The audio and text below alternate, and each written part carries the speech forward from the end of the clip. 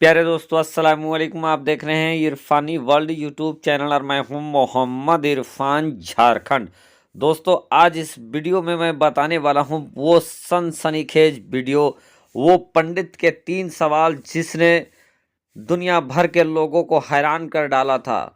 और उस पंडित ने अपने इल्म के घमंड में आकर ये चैलेंज कर डाला था कि अगर कोई मेरे 3 सवाल का जवाब दे देगा तो मैं इस्लाम कबूल कर लूँगा, मैं मुसलमान बन जाऊँगा।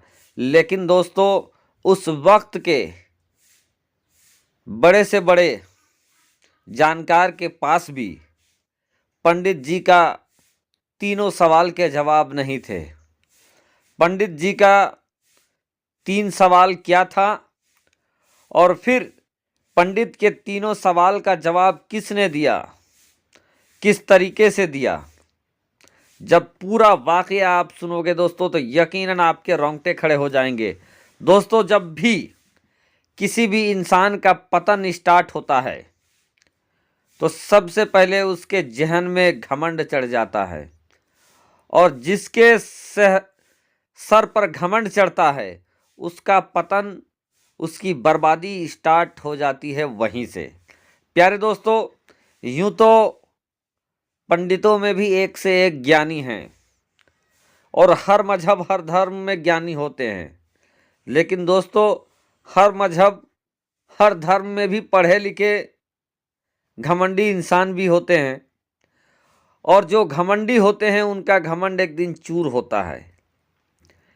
और इसी तरीके से दोस्तों, एक पंडित जी जो अपने वक्त के बहुत ही बड़े जानकार थे और उनको अपने इल्म के ऊपर हो गया था घमंड, और इसी घमंड के ऊपर उन्होंने चैलेंज कर रखा था कि उनके पास 3 ऐसे सवाल हैं जिसका जवाब कोई नहीं दे पा रहा है, और जो भी उसके 3 सवाल का जवाब दे देगा वो फिर कलमा पढ़कर मुसलमान हो जाएगा।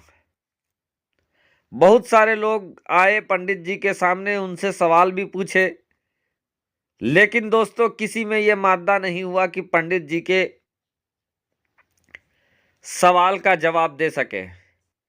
इधर पंडित जी और भी मगरूर होते जा रहे थे, ये देख रहे थे कि उनके पास ऐसा सवाल है, ऐसा 3 सवाल है कि मुसलमानों के बड़े से बड़े जानकार भी उनके सवाल का जवाब नहीं दे रहे हैं। और दोस्तों, ये सबसे वो 3 सवाल पूछा करते थे पंडित जी।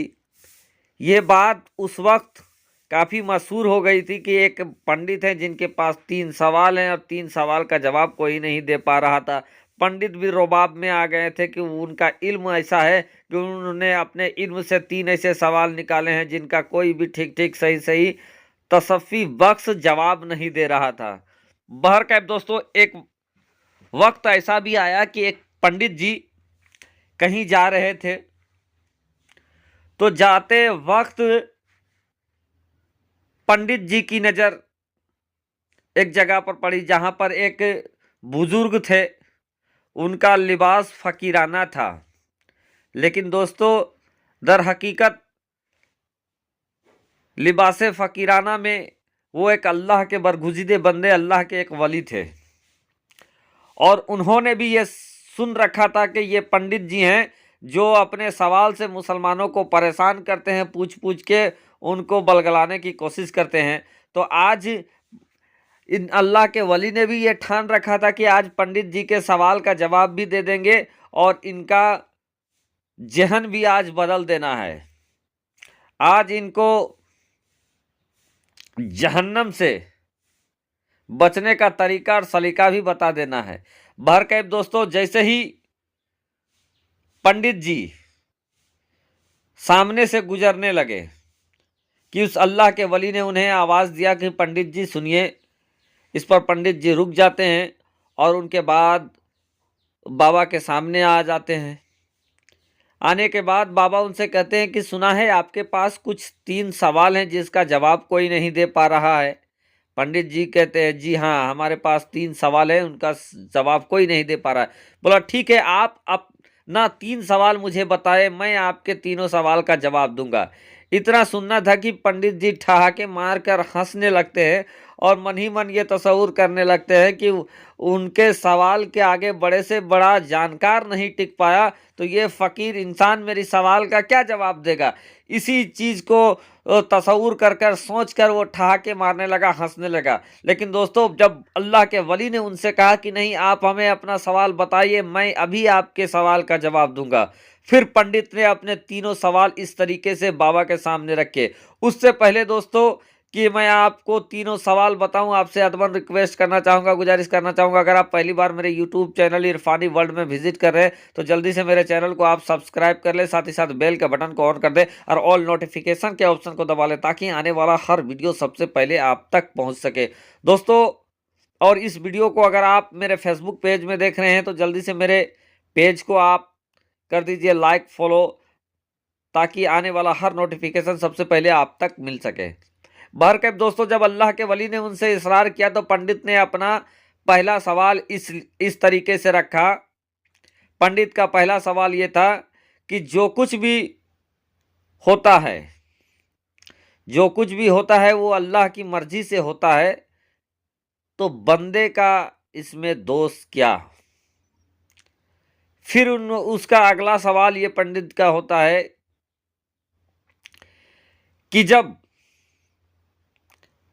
आपने अल्लाह को देखा नहीं है तो अल्लाह की गवाही आप कैसे देते हैं। जिसे ला इलाहा इल्लल्लाह मुहम्मदुर रसूलुल्लाह, ये अपने आप में भी शहादत देना है। तो दोस्तों, इसी तरीके जब आपने अल्लाह को देखा नहीं है तो फिर उसकी गवाही कैसे देते हैं। दो सवाल हो जाते हैं और पंडित जी रुक जाता है। इस पर बाबा बोलते हैं कि आप अपना तीसरा सवाल भी बताएं। पंडित मन ही मन कहता है, दो सवाल का जवाब तो दे नहीं सके, तीसरा सवाल पूछ रहे हैं।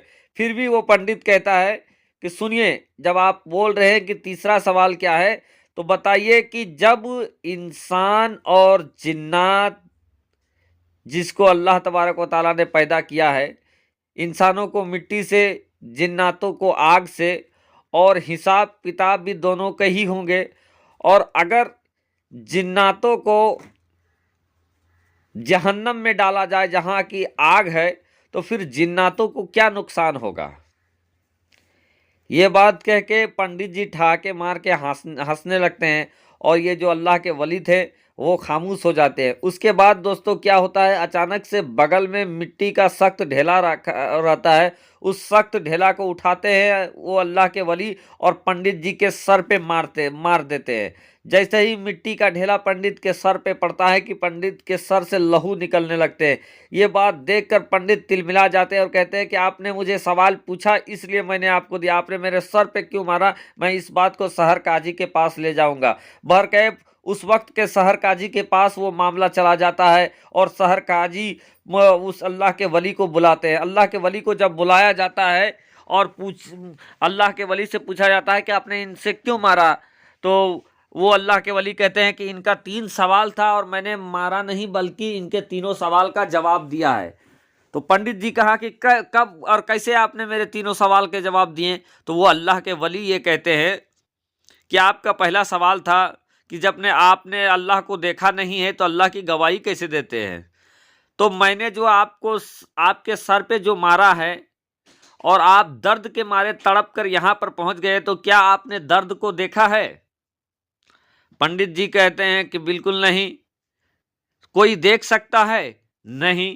फिर पंडित जी वो अल्लाह के वली कहते हैं कि जिस तरीके से आप दर्द को देखे नहीं है लेकिन दर्द को महसूस कर रहे हैं, उसी तरीके से अल्लाह को हम देखे नहीं है लेकिन अल्लाह की गवाही देते हैं और अल्लाह ताला हमारी जान से भी ज़्यादा करीब है। फिर अगले सवाल के जवाब में ये देते हैं कि जिस तरीके से आपका कहना था कि अगर जो कुछ होता है वो अल्लाह की मर्जी से होता है और इसमें बंदा गुनहगार क्या, तब जब मैंने आपको मारा तो फिर जब अल्लाह की मर्जी से होता है तो आपने मुझे गुनहगार क्यों ठहराया।